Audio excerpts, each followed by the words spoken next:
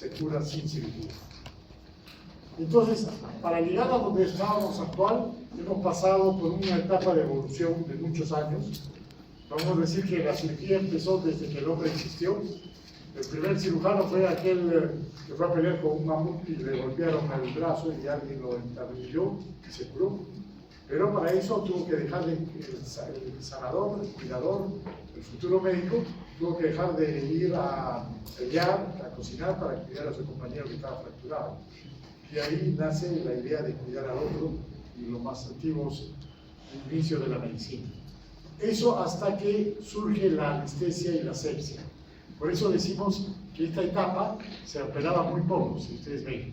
Pero cuando surge la anestesia, es decir, por estar sin dolor, y la asepsia, entendemos que hay bichos que producen enfermedad, fíjense cómo se dispara la cirugía, se empieza a operar muchísimo más.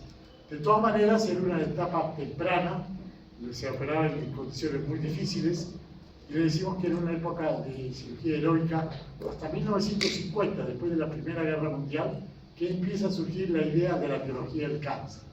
Empezamos a entender que el cáncer, cómo se comporta, que solo con un bisturí no podemos eliminar el cáncer, necesitamos algo más para esterilizar los nichos donde había cáncer, y surge la terapia multimodal, la radio y la cirugía, que es en la época actual, y es por eso que ahora se opera muchísimo más.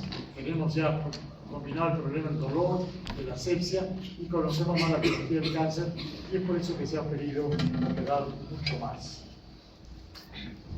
A manera de historia les cuento el mito de las Amazonas, ¿no? En el siglo VIII a.C. El cáncer de ano es el cáncer que no se opera, y como los linfomas también. Descendientes de Ares, dios de la guerra y de la ninfa Armonía. Estas chicas eran grandes guerreras que se cortaban una mama para poder luchar mejor, poder disparar el arco mejor, y entonces eran conocidas como amazonas, así mamas. Se cortaban una mama y dejaban la otra para poder dar de lactar. Eran grandes guerreras, y entonces para sacar la mama ya tenían que operar de alguna manera. En el papiro de Edwin Smith es un papiro que nos cuenta cómo era la medicina en Egipto.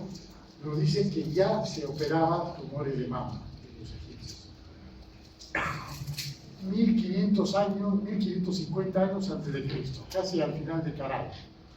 Se llamaba Sumum el médico, que quiere decir el hombre de los que sufren o están enfermos. O sea, ustedes van a ser hombres o mujeres de los que sufren o están enfermos. Y había una mezcla de religión, ciencia y medicina, ¿no? Tot era el médico de los dioses, Serapis era el dios de la salud, y Imhotep fue un gran médico, que cuando la gente era famosa en Egipto los subían a un nivel de dios y se convirtió en dios de la medicina. Imhotep. Sin embargo, muchas de las enseñanzas de Imhotep se han conservado hasta ahora. Y en el Perú no éramos ajenos, hacían trepanaciones craneanas, no solo por traumatismo, sino también por problemas tumorales, cerebrales, por tuberculosis cerebral, con los tubis que ustedes ya conocen. Pasó mucho tiempo y ahí surgió Santa Águeda, que no tiene nada que ver con nuestra profesora, que era una mujer santa que no quería conocer a varón porque quería dedicar su cuerpo a Dios, quería ser una monjita, y había un emperador en Sicilia, Quintinus, que se enamoró de ella porque era muy guapa, y ella no le daba amor. Entonces se enojó y ordenó que la aten en un árbol, que le corten las dos mamas, e inmediatamente cuenta la tradición de la iglesia que se incendió su cuerpo y se fue al cielo en cuerpo y alma. Por eso es la santa patrona de las mujeres vasectomizadas, Santa Ana. Y en el otro lado tienen una imagen de un libro de cirugía escrito por Johannes Scudettius en 1640, que muy esquemáticamente dicen cómo hacían la mastectomía. Fíjense que había unas pintas de cuero trenzado que la pasaban por detrás de la mama, la jalaban rápido y fuerte, le pasaban un bisturí muy rápido para cortar toda la mama. Y lo que quedaba lo quemaban con hielo caliente para hacerle hemostasia. Ya se imaginan, la señora moría de dolor, moría de infección, o moría desangrada, ¿no? Entonces, en esa época se operaba solo cuando no había otro remedio. Cuando ya no había nada más que hacer, se procedía a operar. Si ustedes ven, incluso la mama era un tumorzote inmenso, en estos momentos no lo hubiéramos operado. Incluso Santa Rosa de Lima, ustedes todos la conocen, es santa porque curó un cáncer de mama. Dice que usó una milagrosa curación de una noble doncella. Doncella quiere decir que una mujer virgen que no había tenido hijos, era portadora de un voraz cáncer de pecho, así lo relata Emilio Balbizán, que está en el libro de Alexis Cardoso de la historia de la cirugía en Perú. Y con este caso, Santa Rosa de Lima fue canonizada, porque se supone que curó el cáncer de mama a Juana Bobadilla. Y en Arequipa también en 1623, el padre Víctor Barriga, en su libro Documento para la Historia de Arequipa, me encontré este dato. Francisco Gómez de Rada fue autorizado por el alcalde para que use su arte y pueda sacar zaratanes y tumores. Zaratán es como se llamaba el cáncer de mama en la colonia. Por eso dice, entonces fíjense, ya en 1623 de alguna manera se trataban los tumores de mama en Arequipa y en el Perú. Entonces, esta es la evolución histórica porque son realmente casos aislados, no era lo más común, a pesar que este italiano hizo el tratado de la historia de la mama en Florencia en 1746, pero la falta de anestesia y las infecciones hacía que se opere cuando no había otra solución. Hasta que surge la anestesia y la asepsia y cambia toda la historia de la cirugía. Dos hechos realmente importantes que marcaron el inicio de la cirugía heroica. La anestesia, en primer lugar, Horace Wells, un dentista que había visto que los que usaban el gas hilarante, que era un gas que les causaba risa, pero si lo olía mucho te dormías, les quitaba, los ponían en trance y no sentían dolor. Y él mismo, ese que está sentado en la silla, se hizo poner con sus amigos gas hilarante y se durmió y le sacaron una muela y no sintió nada. Así que desde ese entonces empezó a preconizar que se use el gas hilarante, lo usó 14 a 15 veces antes de animar de llevarlo a los médicos. Pero él no era muy comerciante. En cambio, un colega de él, Morton, empezó a diseminar más la idea de que se podía operar con el gas hilarante y convenció a estos médicos del hospital de Massachusetts para que operen al paciente Gilbert Abbott, y fue la primera vez que se usó un anestésico para sacar un tumor. Hasta antes de eso les daban coca, les daban traguitos, los emborrachaban, les daban opio, ¿no? Para que no se quejen mucho, y los agarraban, había aguantatol, todo lo que sea posible. Y con la anestesia también surge la asepsia. Los médicos empiezan a dar cuenta que las infecciones no eran por humores, no eran por los miasmas que estaban en el ambiente, no eran por los malos pensamientos ni los pecados de la gente, sino que había unos bichitos, que todavía no los habían visto, que eran unos agentes que producían la infección. Entonces, además del anestesiólogo, había el antiséptico, que ven ahí a la derecha, este señor era el que se encargaba de la antisepsia. Tenían esta maquinita que iban echando ácido carbónico o fenol, así como un desodorante, como un pulverizador, para que las bacterias no se acerquen, y los cirujanos operando. Fíjense que operaban con ropa de calle, sin guantes, porque todavía no entendían bien que había bichos que podían producir una enfermedad. Y fue Louis Pasteur el primero que descubre que había unos bichos que se llamaban microorganismos. Y dice, estos microorganismos producen las infecciones y descienden de progenitores, y no son por generación espontánea. No es porque hayan pecado, no es por mala suerte, no es porque haya venido el aire, sino porque han venido de otra bacteria, ¿no? Entonces a eso se refiere que no había generación espontánea.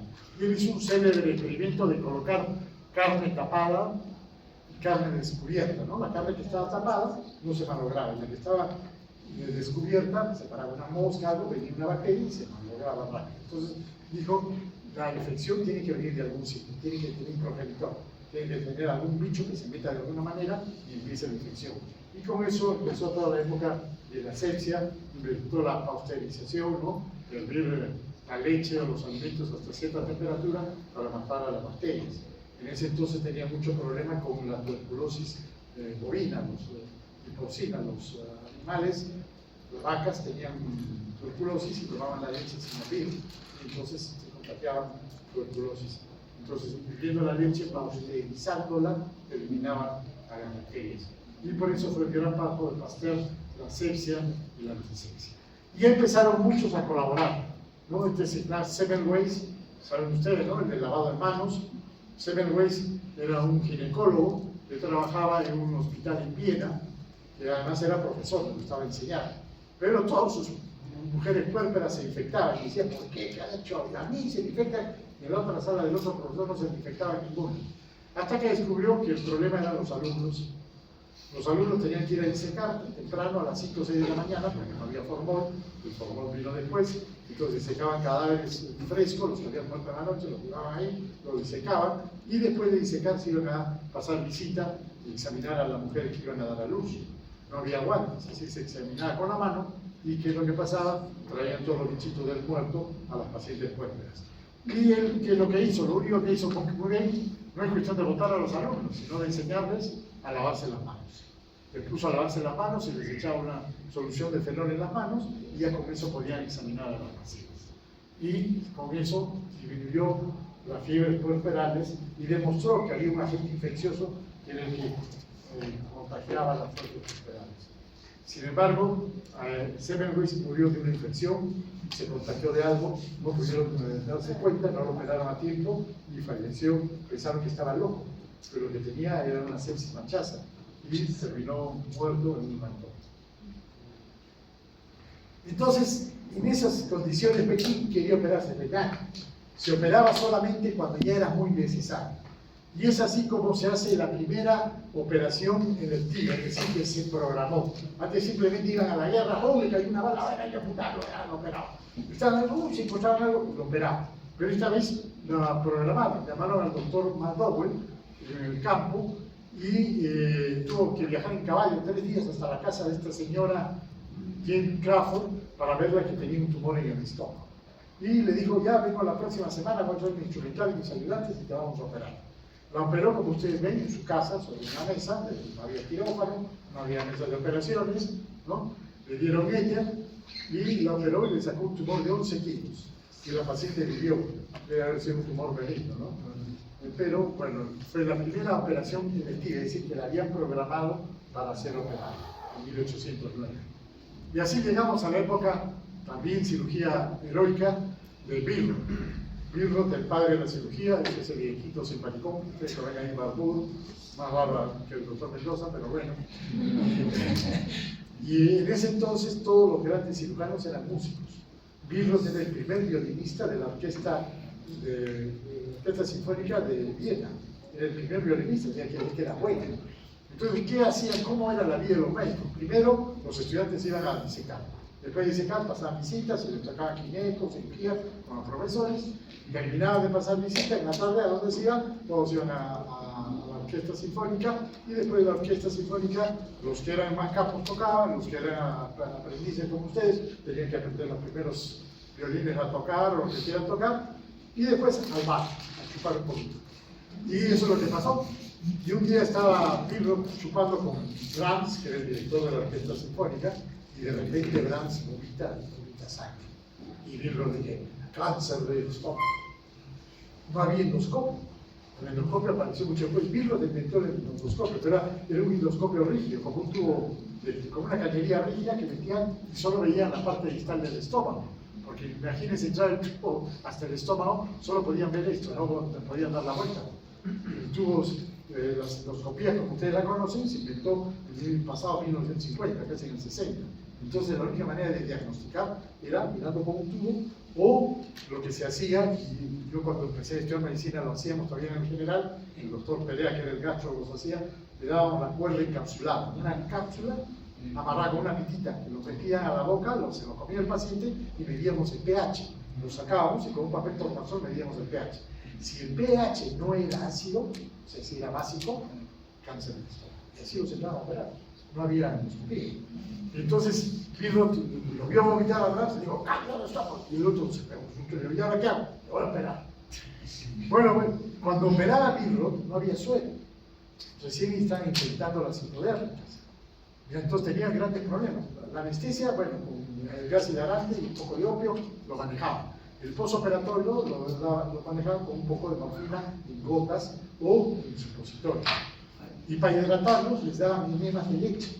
Por el recto les daban enemas de leche y por la boca les daban hielo picado. No había suero, no había cloruro de sodio. Felizmente no había Medifab, en ese entonces no había problema de cloruro de sodio.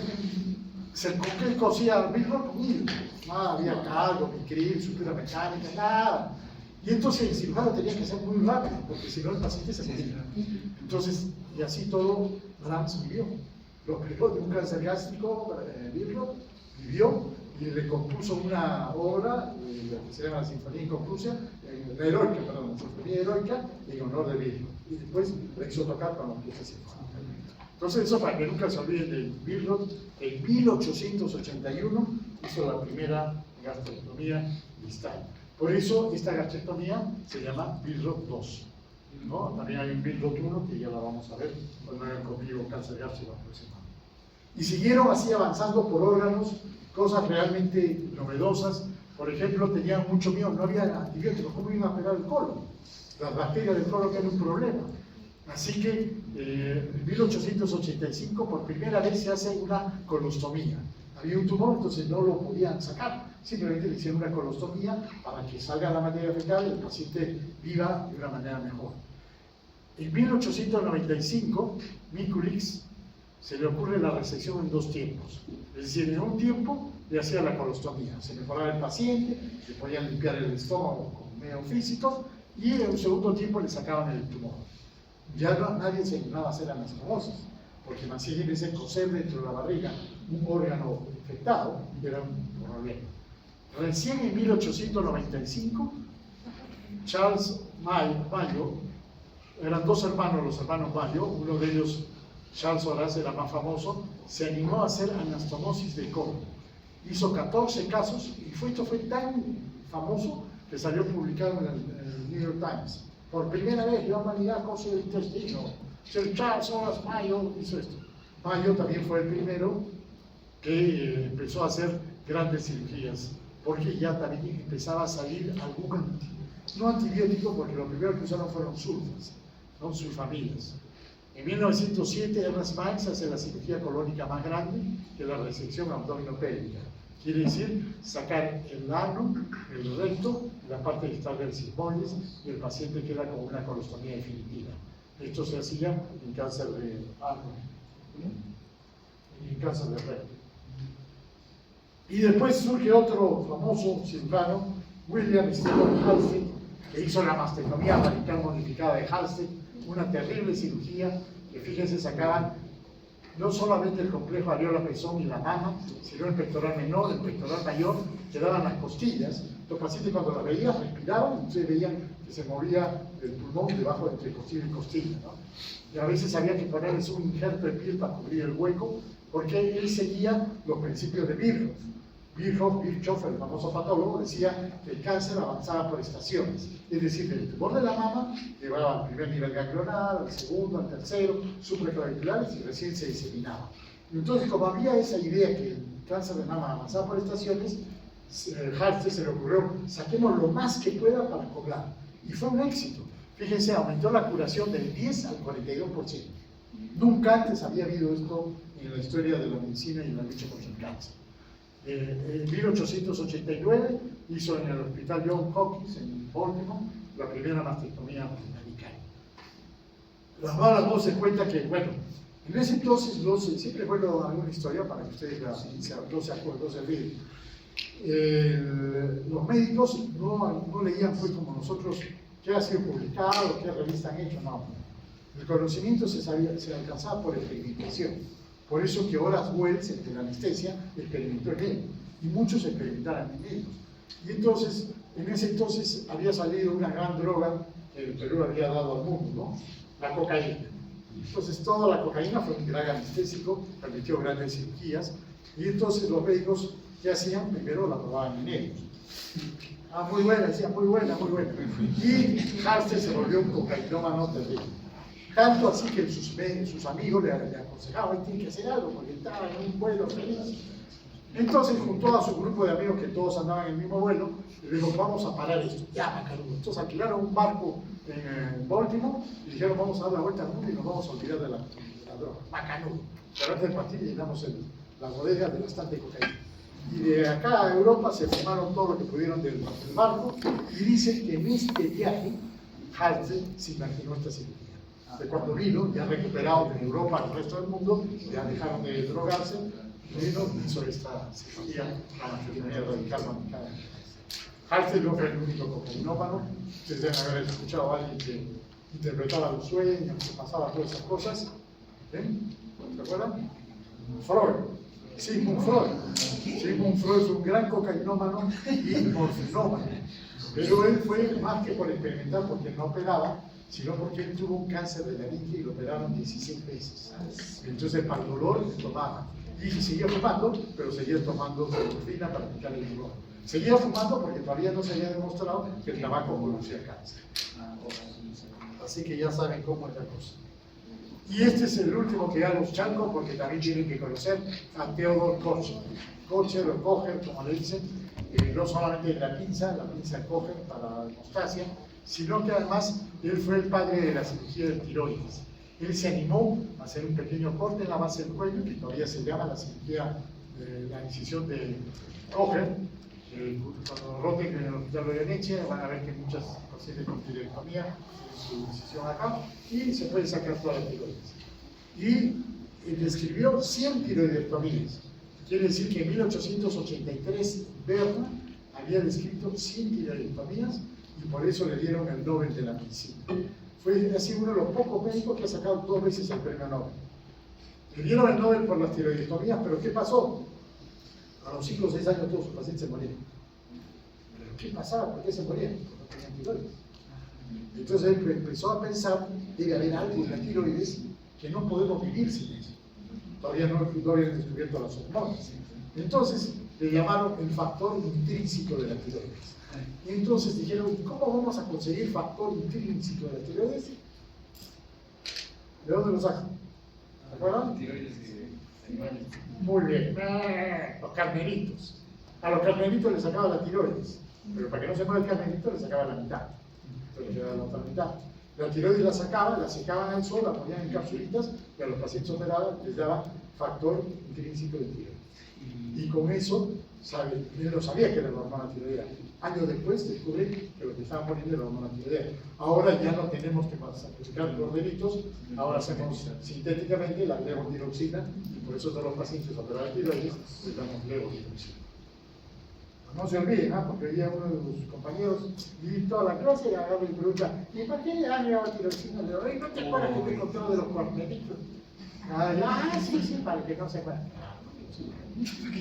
Bueno, y después con todo esto empezó a avanzar la ciencia y sale la época moderna, donde avanza la biología molecular, empezamos a entender cómo era el cáncer, empezamos a saber que había factores hereditarios, genéticos, aprendimos de la inmunoterapia, nuevas técnicas tanto quirúrgicas como tratamientos combinados con quimioterapia, radioterapia, y surgió lo que ahora es el tratamiento multimodal, es decir, cirugía, más quimio, más radio, viceversa, se va combinando para tener mejores resultados.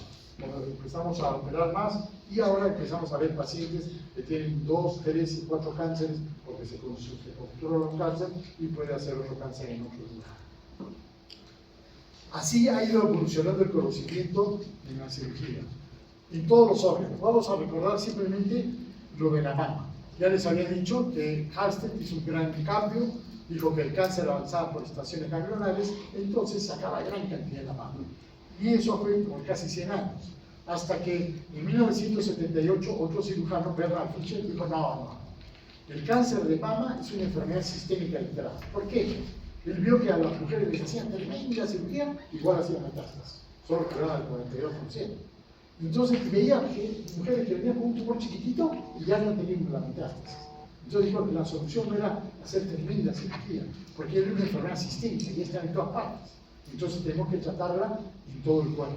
Y surgió la quimioprevención. Él descubrió una droga que todos ustedes la conocen, que se llama el tamoxifeno. Y con el tamoxifeno, los pacientes empezaron a vivir más. Entonces él empezó a dar terapia sistémica. Y entonces dijeron, mejor, aparte del tratamiento antihormona, con el tamoxifeno, también tenemos quimioterapia, cosa que le damos quimioterapia en todo el cuerpo, y empezaron a tener mejores resultados. Veía mujeres jóvenes con tumores grandes que daban quimioterapia y por lo tanto mejoraban terriblemente.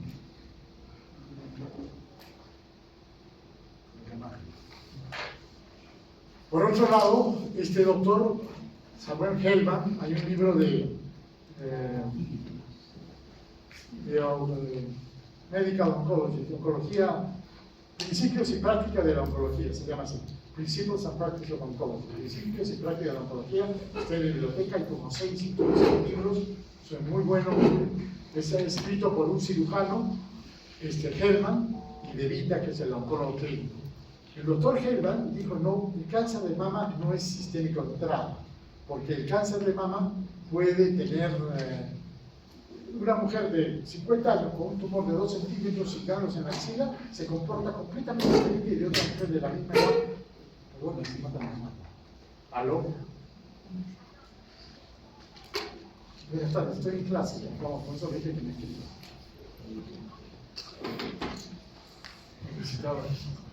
Bueno, y Hellman empezó a decir que no, que el cáncer es una enfermedad heterogénea. ¿Qué quiere decir? Que cada mujer tiene un cáncer diferente. Y acá surge lo que ustedes conocen, luminal A, luminal B, ¿no? Negativo, RB2, porque el cáncer de mama es heterogéneo y empezó a esta teoría que es la teoría moderna del cáncer. Lo que yo les quiero decir, cómo ha ido cambiando a través de la historia el manejo del cáncer en la mama, ¿no? Desde la época de Hansen, que hacían una cirugía, grandes cirugías porque el cáncer avanzaba por estaciones, cuando empezamos a pensar que no, el cáncer de mama era una enfermedad sistémica de entrada, hasta que llegó Hellman y dijo no, el cáncer de mama es una enfermedad heterogénea y hay que tratarla de acuerdo a cada paciente. Entonces, esta es la historia natural del cáncer de mama que debemos saber. Esto mismo ha pasado en el estómago, en el páncreas, en muchos órganos. Esto es lo que se denomina la terapia multimodal. Empieza la quimio, empieza la radio, ¿ya? Y el resultado es esto, ¿no? Que ahora podemos hacer cirugías conservadoras de la mama, no es lo mismo una mujer mastectomizada que una mujer con cirugía conservadora. Y esto se ha venido usando hace mucho tiempo, y este es un paper famoso porque en el año 2002, en este volumen de New England, salieron 2 grandes trabajos. Uno de Bernard Fisher, ¿se acuerdan de Fisher? Su amigo Fisher, Bernard Fisher, y no lo he puesto para no cansarlos, otro trabajo, el mismo número del New England, hecho en Italia por Bonadonna, el Instituto di Tumori de Milano, y decía lo siguiente: 25 años de seguimiento de la cirugía radical, la mastectomía radical, comparada con tuberectomía o tuberectomía más radioterapia. Es decir, era lo mismo hacer tremenda cirugía que hacía Halken, que solo sacar el tumor, pero le quedaría radioterapia y tratamiento visual. Entonces, ese fue un gran cambio. Y ellos demostraron en el año 2002 que 25 años venían haciendo eso, que es lo mismo, que no es necesario sacar tantos tumores de mama. Entonces, esta es la que yo buscaba, ¿ven? Cómo ha ido evolucionando el comportamiento biológico del cáncer de mama y cómo lo hemos ido entendiendo. Desde la hipótesis de Hansen, una enfermedad loco-regional, a la hipótesis determinista de Fisher, que era una enfermedad sistémica, hasta lo que tenemos ahora, el espectro biológico de Hellman, que es una enfermedad heterogénea, diferente en cada uno. Es así como ha evolucionado el conocimiento del cáncer de mama. En un inicio, el cirujano de cáncer era el cirujano general. Todos los cirujanos, Birro no era cirujano oncólogo, era cirujano general, igual que Teodoro Kocher y McDowell y todos ellos. Entonces, recién cirujano oncólogo como especial surge en 1978, hace poquito nomás. Hasta antes, el cirujano operaba a todos los que podía haber cáncer y surge la primera elemento para apoyar a la cirugía, que era la radioterapia. Lo primero que surgió después de la cirugía es la radioterapia. Recién, después de 1960-70, empieza a surgir la quimioterapia para ayudar a luchar contra el cáncer. Entonces, cirugía oncológica es la especialidad quirúrgica que se encarga del tratamiento de tumores sólidos, del tracto oro, esófago, gastrointestinal, de órganos parenquimales, endocrinos y de la piel. Tejido mesenquimal, fibrogénico, huesos y partes blandas. También incluye prevención, consejo genético, diagnóstico específico y procedimientos de esterilización, rehabilitación, cuidados y seguimiento. La cirugía oncológica está enfocada en la terapia multimodal. Esta es una definición de la Sociedad Peruana de Oncología Quirúrgica del Perú. ¿Cuáles son los principios de cirugía oncológica? Como siempre en medicina, primo uno noche, ¿no? Primero no hagamos mal. Por eso ustedes tienen que aprender a ser buenos médicos. Porque el médico que no es bueno, hace daño, ¿no? Después, el segundo que buscamos en la cirugía oncológica es curar el cáncer. Nuestra función principal es tratar de curar el cáncer. Después viene preservar la función al máximo sin arriesgar la curación. Después procurar la paliación. Muchas veces no podemos curar, pero sí podemos calmar, paliar, disminuir los síntomas y mantener la estética cuando sea posible. ¿Cuál es el rol del cirujano oncólogo? Estos son 9 puntos sobre el rol que lo vamos a ir viendo cada uno. Primero, prevención. ¿Se puede prevenir el cáncer? Sí, algunos cánceres se pueden prevenir, no todos los cánceres. Cuando dicen, ¿se va a prevenir el cáncer? No les creo. Pero algunos cánceres sí se pueden prevenir. Por ejemplo, el cáncer de cuello uterino. Esta es una gráfica del cáncer de cuello uterino desde que Papa Nicolau inventó en 1930 más o menos la prueba del Papa Nicolau en Nueva York. Fíjense todo cómo empezó a bajar el cáncer de cuello uterino. Hasta ahora, en Nueva York ya no figura entre los 10 cánceres más frecuentes, cosa que en el Perú no podemos lograrlo, sigue siendo el cáncer más frecuente con el de mama en mujeres, ¿no? Entonces, prevención, tenemos una primera prevención primaria, que es educar, y prevención secundaria, que es detectar lesiones premalignas. Por ejemplo, el cáncer de cuello uterino, y detectar tipo 1, NIC 2, NIC 3 o líderes de alto grado, bajo grado. Estas son lesiones premalignas que si las tratamos a tiempo vamos a evitar que llegue a un cáncer. Y también la prevención secundaria son los despistajes de cáncer. Así que esos son los mecanismos por los cuales el cirujano oncólogo puede ayudar en la prevención del cáncer. Esta es una manera de prevenir el cáncer colorectal, ¿no? Y ubicar pólipos y resecarlos para que no se conviertan en cáncer. Por eso, ustedes han visto hace unos años en la CNN decía, si el género tiene más de 50 años, van a hacer una colonoscopia, ¿no? Así hablaba de que ahora decimos a los 45, porque cada vez el cáncer de colon es más frecuente. Parece que el exceso de comida chatarra está habiendo mucho beneficio para los ciudadanos. También se habla de mastectomía bilateral profiláctica, ¿no? O mastectomía de reducción de riesgo. Algunas mujeres tienen portadores del gen BRCA1, BRCA2 y van a tener mastectomía bilateral, van a tener cáncer de mama bilateral, entonces se hacen operar las dos mamas, ¿no? Como le pasó como dicen que le pasó a Angelina Jolie, ¿no? Angelina Jolie, su mamá, su hermana y su prima tenían cáncer de mama. Ella cuando tenía 50 años ya no estaba muy contenta con su mama, así que se las cambió, de paso hizo reducción del riesgo y se puso su buena prótesis y sigue andando por ahí Angelina. Otro rol del cirujano oncólogo es el diagnóstico. Si no hay biopsia, no hay cáncer, salvo raras excepciones. Como le digo, los que rotan conmigo me deben haber escuchado, desgraciadamente ustedes han estudiado la profesión donde todo hay excepción. Y para todo hay una excepción, ¿no? Entonces, las excepciones de que puede haber cáncer sin biopsia también hay, ¿no? Por ejemplo, ya que estamos hablando de tumores hepáticos, que son hipervasculares con alfa-fetoproteína más de 400, es un hepatocarcinoma hasta que no se demuestre la enfermedad. Tumores cerebrales, ahora a veces no se pueden biopsiar, es complicado abrir el cerebro para sacar una biopsia. Y felizmente ahora tenemos resonancia magnética multiparamétrica que nos permite medir la densidad del tumor y saber si es maligno o benigno, ¿no? Pero en general siempre debe haber un tejido. El tejido nos ayuda no solamente a confirmar que sea cáncer, sino para ver qué tipo de cáncer, y ahora con la inmunistoquímica a ver marcadores que nos van a ayudar a dirigir el tratamiento. La biopsia puede ser con punción, como están viendo en la aguja de arriba en el hígado, puede ser incisional, es decir, corto un pedazo y la saco, puede ser incisional, una lesión pequeña la saco toda, puede ser por raspado, como el Papa Nicolau, cepillado, como se hace el cepillado bronquial, yo cepillo para sacar células, después hago un Papa Nicolau con ese líquido, la aguja Trucut, que saca un pedazo de tejido, que es lo mejor para poder hacer un buen estudio, especialmente para cáncer de mama. Acá están haciendo un cono-lip, están sacando el cono del cuello uterino, también es un método de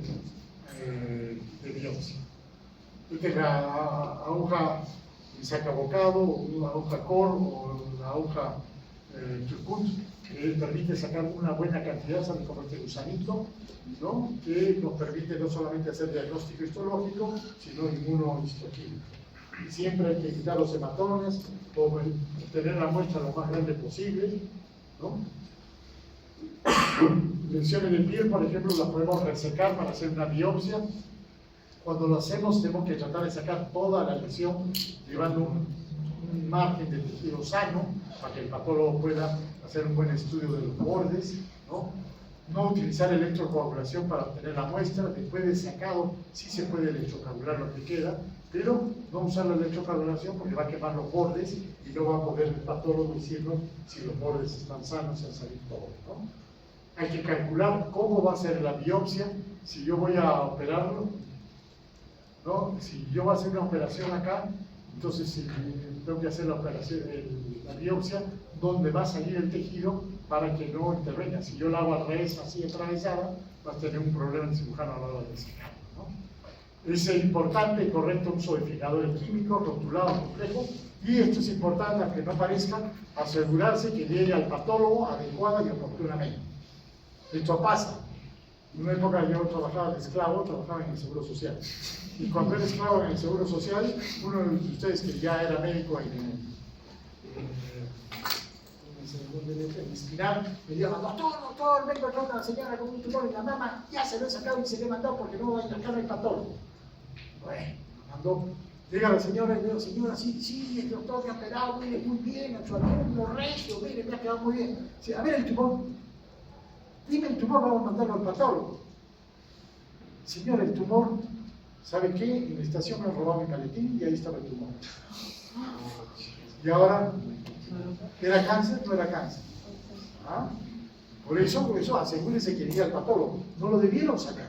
Porque si no tiene patólogo, ¿para qué lo saca? Es un problema. Mire, se le perdió. Nadie iba a pensar, el doctor no pensó que le iban a robar el maletín. Otra vez, para que vean. Lo habíamos operado un cáncer de colon el viernes, el lunes voy a pasar visita, el interno pasa al presente el paciente, todo muy bien, le digo, y mandaron la pieza al patólogo, y vi que se puso verde, amarillo y todos los colores.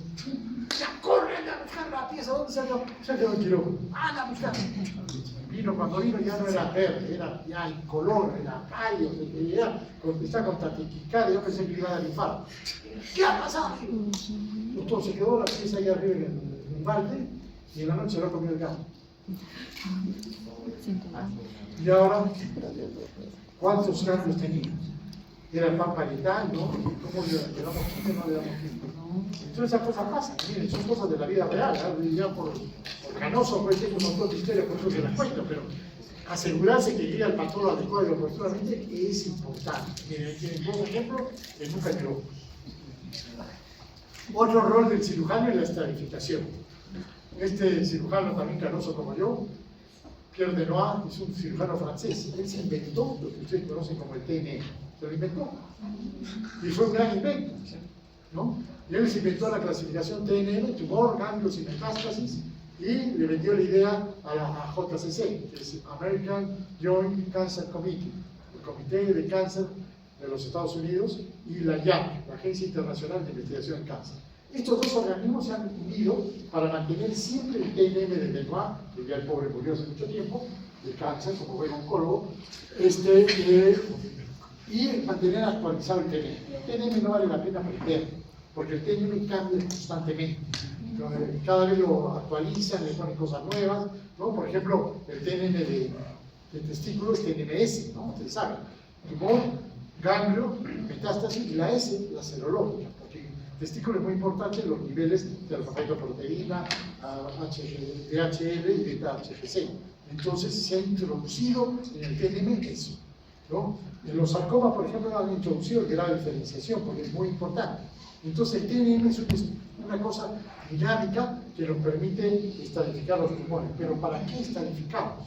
¿Ven? Esta es una evidencia de que el TNM va cambiando, no tienen que aprenderlo, busquen esto, háganse socios de esta página, NCCN, ponen así nomás, y se asocian tiene que crear una clave y un password, es gratis, no tiene que pagar nada, y están todos los tumores, tanto el TNM como su tratamiento y cuál de los últimos avances. Es una gran cosa para dejar de insistir. ¿Para qué estadificamos? Primero, para ver el pronóstico. Todo el mundo que tiene cáncer dice, doctor, me va a morir. Lo primero, cuando dice, tiene un tumor, todos te dicen, y te lo dicen, doctor, me va a morir. Todo el mundo quiere saber. Te vas a morir, pero por mucho tiempo, no ahora. ¿No? Entonces va a estimar el pronóstico. Los estadios 1 tienen altísima posibilidad de curación, casi 90 o 99%. Estadio 4 a 5 años no vive más del 25% en general, ¿no? Clasifica a los pacientes de acuerdo a su carga tumoral. El TNM nos dice cuánto tumor tiene el paciente. El paciente que tiene estadio 3 tiene gran cantidad de tumor loco regional. El 4 tiene diseminado, ¿no? Entonces nos dice cuál es la carga tumoral. Es una guía para selección de la neoadjuvancia y la adjuvancia. Por ejemplo, los cánceres de mama mayor de estadio 2, es decir, un T2, más de T2 o N1, les damos quimioterapia previa o hormonoterapia. ¿Por qué? Porque nadie se muere del cáncer de la mama, se muere de la metástasis.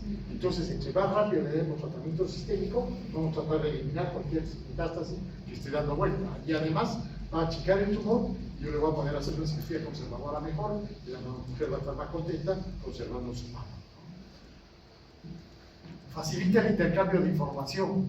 Si yo voy a hacer un trabajo con el uso de la quinoa para prevenir el cáncer del cuello uterino, tengo que probar que todos tengan el mismo estadio, porque los que vayan en estadio 1 van a ir evidentemente mejor que los estadios 4. Entonces, por eso nos facilita el intercambio de información y las investigaciones coherentes. No puedo yo comparar estadios iniciales con estadios avanzados, drogas en estadio inicial y estadio avanzado, porque es diferente. Entonces, estos 6 puntos son importantes, nos hacen entender por qué es importante estadificar. Otro rol del cirujano oncólogo es que él va a organizar el tratamiento, va a permitir que se va a hacer mejor el tratamiento. ¿Cómo es eso? Va a interpretar los síntomas del paciente, le va a hacer una biopsia y con eso va a decir que se hace el diagnóstico del cáncer. Pero además la biopsia me va a decir la morfología, marcadores tumorales, receptores celulares, oncogenes y inmunohistoquímica. Es decir, me va a dar un perfil de cómo es ese tumor. Y la estadificación, que me va a decir la carga tumoral que tiene el paciente, me va a permitir, recién con todo esto, tomar la decisión terapéutica. Y siempre hay que tener en cuenta la evaluación de la extensión de la enfermedad y con enfermedades concomitantes que pueden estar con el paciente. La cirugía es curativa, sí, el objetivo principal de la cirugía es curar, ¿no? Lo que busca la cirugía curativa es eliminar todas las células cancerosas. Ejemplo de ellos es la cirugía de la mama, la cirugía de tiroides. La tiroides prácticamente se cura solo con cirugía, cáncer del cuello uterino, cáncer del colon, todas estas se pueden curar solo con cirugía, y la quimio y la radio nos van a ayudar a tener mejores resultados, a tener mejores sobrevida a largo tiempo. Por ejemplo, en cáncer de recto, yo opero ¿para qué? Primero, para controlar local el tumor. Si yo tengo el tumor y lo sigo dejando ahí, va a sangrar, se va a obstruir. Entonces, el primer objetivo, por ejemplo, es controlar el control local del tumor. Segundo, aliviar los síntomas. Si ya no sangra, si ya no hay tumor, ya no le duele, no hay problema, va a comer bien. En la medida de lo posible, en colorectal es restaurar la continuidad intestinal, ¿no? En la medida de lo posible, no dejar colostomías, porque siempre es ideal mantener la continuidad intestinal. La otra cosa, si yo hago una buena cirugía, va a evitar las recidivas. Si yo saco este cáncer de colon, por acá, voy a dejar todos estos ganglios. Pero si yo lo ligo bien arriba, donde nace la arteria mesentérica inferior, o el ileocónico y apendicular, voy a sacar todos estos ganglios y el paciente no va a tener recidiva. Por eso, el control de la recidiva se logra con una adecuada cirugía. Voy a tener información para estratificación. ¿Cuán profundo está el tumor? Solamente me lo va a poder decir el patólogo, pero para eso tengo que sacar el tumor y eso me va a dar una información para una adecuada estratificación. Por último, sacando el tumor primario, voy a prevenir la metástasis. A esto se refiere una resección oncológica colónica, ¿ves? Ahí está el tumor, ahí tengo que tener lejos de los bordes adecuados, ligadura vascular en la base, no acá arriba, porque van a quedar estos daños y va a recibir algo. Cuando recibirá va a ser muy difícil y va a ser el peor pronóstico del paciente.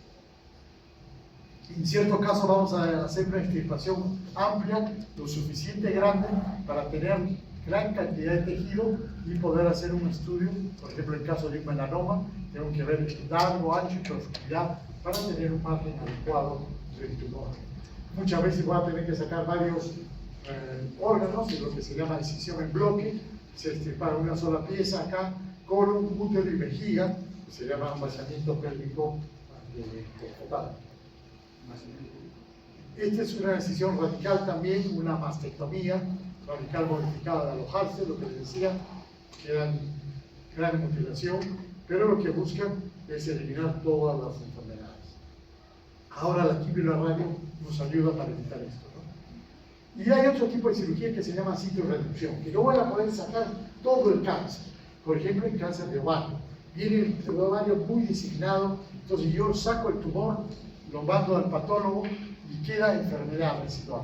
La paciente la mandamos a la quimio, hace 6 ciclos de quimio y después le hacemos una renlaparotomía para ver que no haya quedado enfermedad.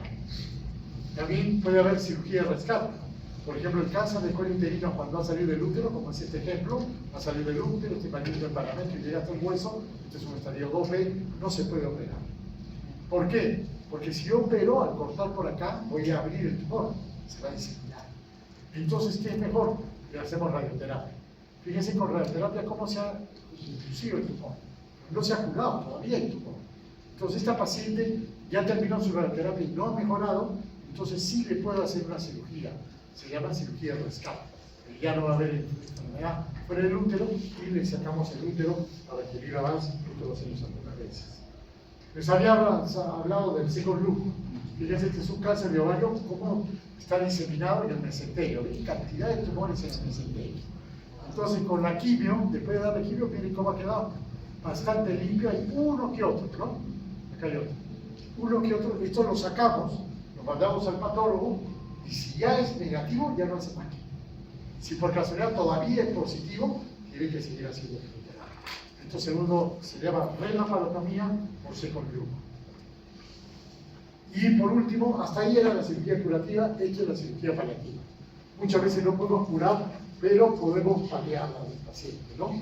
Por ejemplo, pacientes con tumores demasiado grandes, los sacamos simplemente para que el paciente viva mejor, no sangre, ¿no? O por ejemplo, esta señora que tiene una fractura patológica del fémur, le han puesto unos clavos para que pueda seguir caminando. Podemos hacer desviaciones, podemos hacer bypasses. Otras son técnicas de apoyo, por ejemplo, un cáncer de esófago que va a hacer radioterapia, no puede comer. Le podemos hacer una gastrostomía, una yeyunostomía, podemos hacer una drenaje, una nefrostomía, si el paciente después del uterino le han tomado los uréteres para que orine, y después de la radiación muchas veces disminuye el tumor y la vuelve a orinar por la vía normal. Y también podemos contribuir a colocar accesos venosos, ya sea catéteres venosos centrales o catéteres implantables que están debajo de la piel para que el paciente pueda recibir su quimioterapia prolongada sin tanto sufrimiento de las venas periféricas. Y el séptimo función del cirujano es la rehabilitación, ¿no? Por ejemplo, después de una mastectomía, podemos reconstruir la mama con una técnica que se llama TRAN, la transposición del recto anterior del abdomen.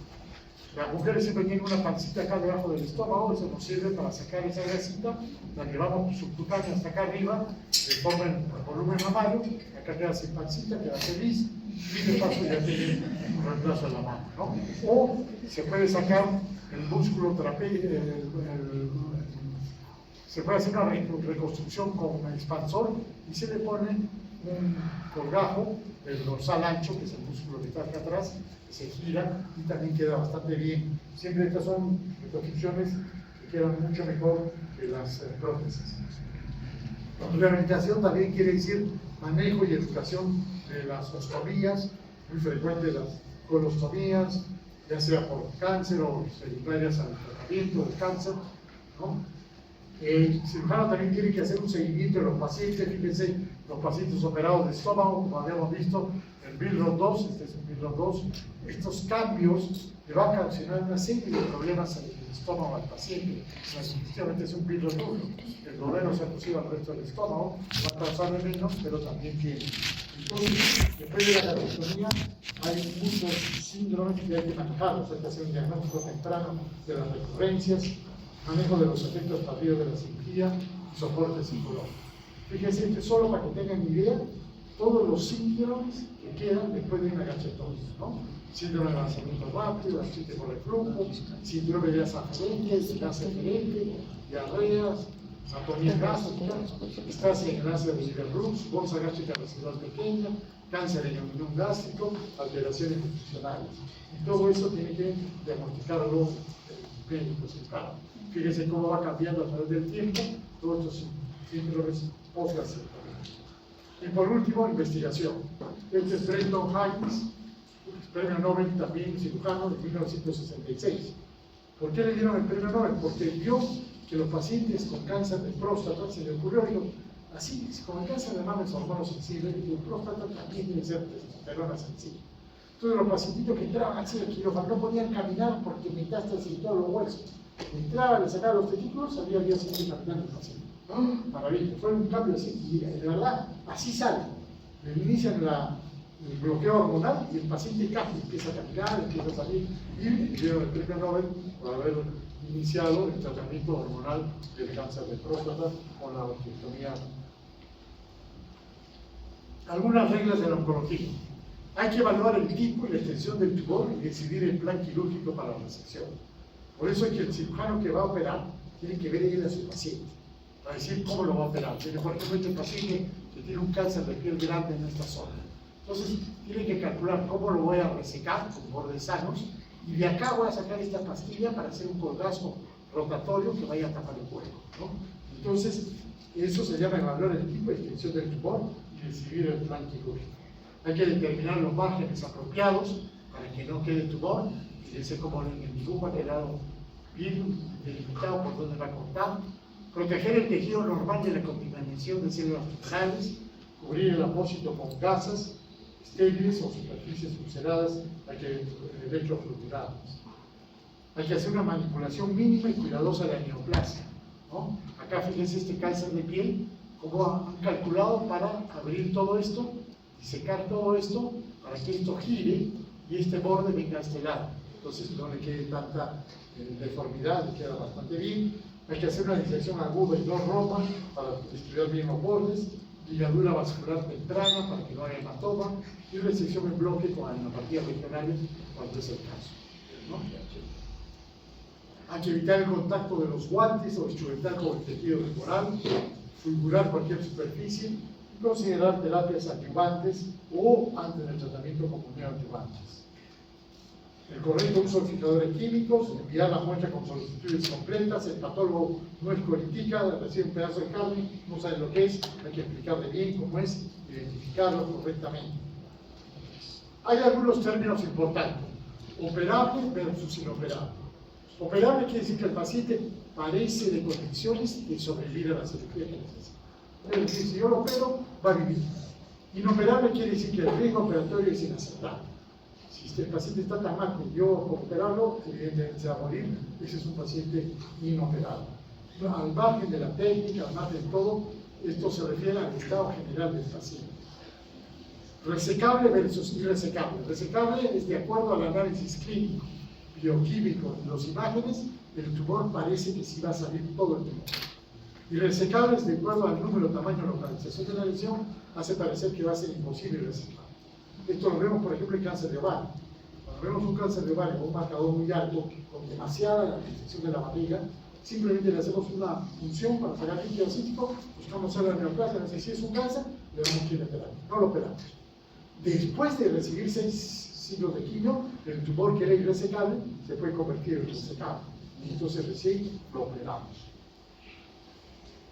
Entonces, ya hemos visto que en el acto operatorio tenemos que es resecable cuando la disección quirúrgica confirma nuestra sospecha clínica, bioquímica y por márgenes clínicos. Curativo, la resección es completa y no queda enfermedad visible al ojo humano. Paliativo, la resección se hace con intención de preservar la calidad de vida y o prevenir complicaciones de lo que es la enfermedad. Y resecable, la disección quirúrgica demuestra que la lesión no puede ser resecable. Esos son los que dicen open and close, ¿no? Lo abre y lo cierra. Eso se debe evitar.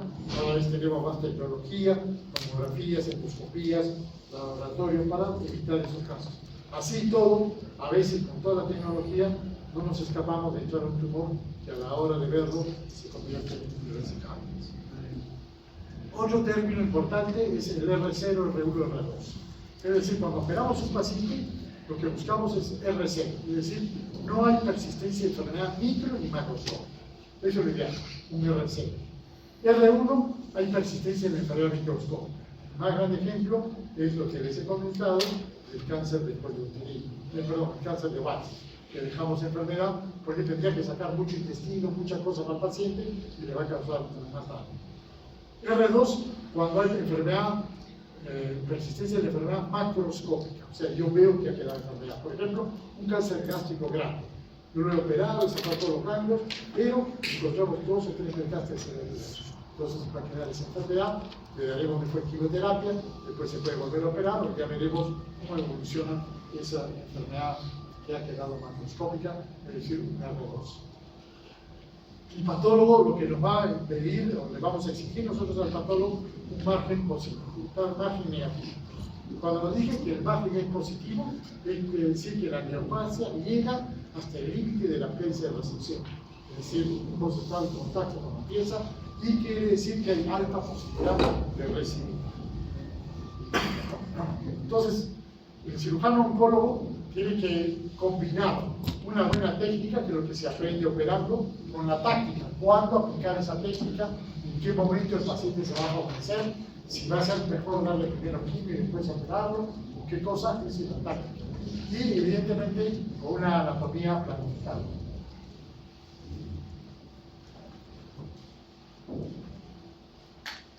Beneficio de la cirugía. ¿El paciente puede curarse con la cirugía? Sí. Si queda un R0, no queda nada de enfermedad, se puede curar. Ese tumor que ustedes están viendo fue operado así, con márgenes lóbulos, después se le hizo un injerto, quedó curado. La otra ventaja de la cirugía, que no tiene efectos carcinogénicos. Les recuerdo que la quimioterapia produce cáncer. A largo plazo, las quimioterapias pueden tener cáncer. La radioterapia también, ¿no? Entonces no es cuestión de darlo así nomás. La otra ventaja de la cirugía es que no hay resistencia biológica. Vamos a operar cuantas veces sea necesario, se puede operar, reoperar, el paciente no va a hacer resistencia. A lo mucho dirán, ya no quiero que me operen, pero bueno.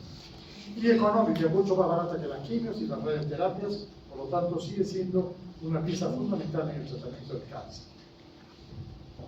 62% de los pacientes se pueden curar solo con cirugía, 25% con radioterapia, 4% con quimioterapia, 9% con tratamiento combinado.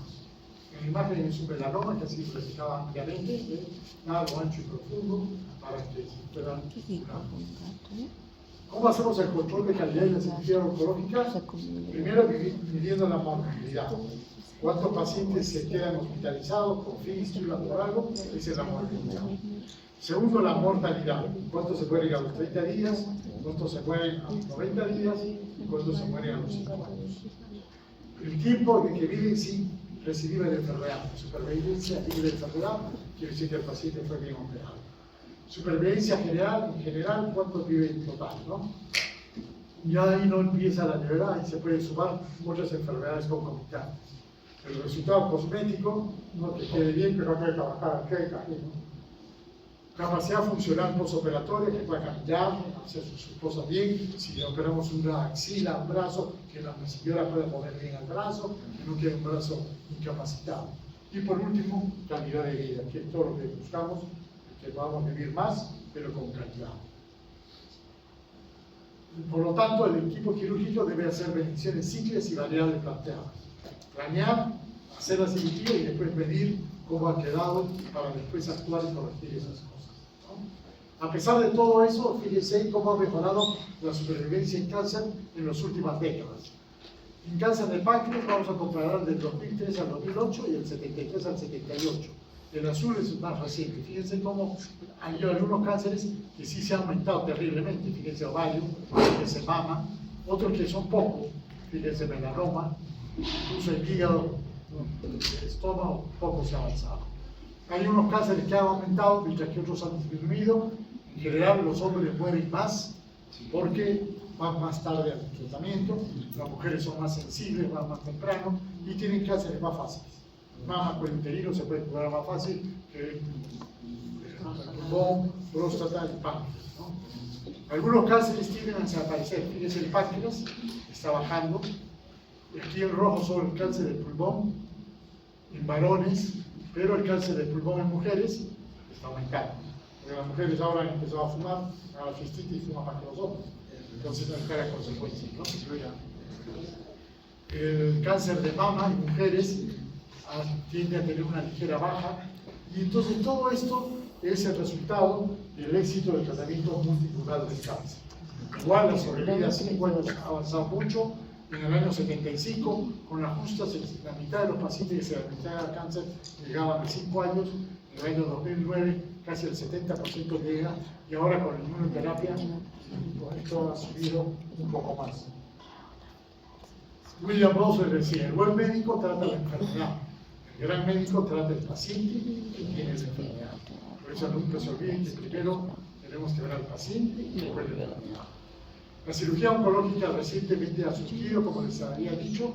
Estas son estadísticas, fíjense, estas son estadísticas hasta el 2012. En Estados Unidos había cirujanos oncólogos 466, radioterapia 4077, oncólogos clínicos 14.000. O sea, cada vez hay más cirujanos oncólogos, pero es una especialidad que recientemente ha crecido. Este es el equipo del Hospital de Leche, donde trabajamos. Es el único hospital en Perú que trabajamos muchos cirujanos, oncólogos clínicos y radioterapeutas. Ya son gente mayores. ¿Cuál va a ser el futuro de la oncología quirúrgica? La telemedicina y la telecirugía, que se inició con el COVID. Yo, por ejemplo, estuve trabajando casi todo el COVID con telemedicina. Teníamos pacientes de diversos lugares, hasta de Cajamarca me llamaban porque les salió un MIC 1, les salió un MIC 2, pacientes terminales, los podemos manejar muy bien con telemedicina. La telecirugía, cuando sea más popular el Da Vinci, se puede operar desde lejos.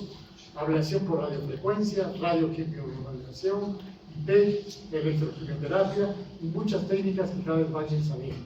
La cirugía robótica es un avance grande, va a mejorar, va a disminuir las complicaciones, pero también nos va a elevar los costos. Acá son los tratamientos electroquirúrgicos, ¿no?, que ayudan a destruir tumores sin necesidad de cortar. En general, entonces, ¿cómo hace el tratamiento del cáncer? Primero lo cortamos como buenos carniceros, después lo quemamos con la radioterapia y después los envenenamos con la quimioterapia. Pero el resultado es que algunos, a pesar de los médicos, sobreviven. Muy bien.